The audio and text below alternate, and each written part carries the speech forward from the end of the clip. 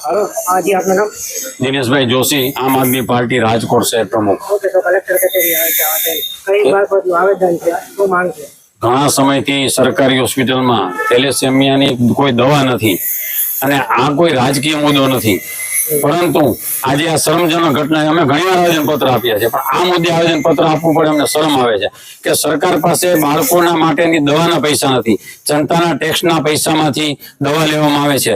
રાજકોટના તમામ ધારાસભ્ય મૌન છે, આ સમયે કોઈ દેખાતા નથી, કોઈ નિવેદન નથી આપતા।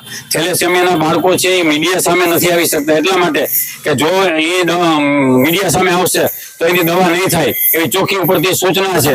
ઇન્જેક્શન નથી આવતા, એ જે લોકોના ફોટા આવે છે એને ઓળા કરી નાખવામાં છે, દેખાડવામાં નથી આવતા ફોટા, નકર એ લોકોને મેદાનમાં આવવું છે। દવા નથી મળતી, જનતાના ટેક્સમાંથી પૈસામાંથી આ દવા લેવામાં આવે છે, એમ છતાં સરકાર પાસે કોઈ સમય નથી, ભાજપ પાસે કોઈ ધારાસભ્ય બધા મોઢામાં મગ ભર્યા છે, એટલે શરમજનક ઘટના છે। આ લોકોએ ધારાસભ્ય રાજીનામા દઈ દેવા જોઈએ ખરેખર।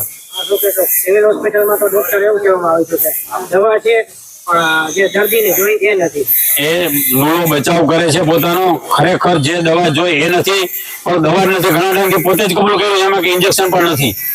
એટલે આ ધારાસભ્યો માત્ર તમને કહ્યું રાજકોટના પોતાના જન્મદિવસ હોય, પાર્ટીના કોઈ કાર્યક્રમ હોય એમાં જ દેખાય છે, બાકી લોકોના પ્રશ્નોમાં એને જરાય રસ નથી।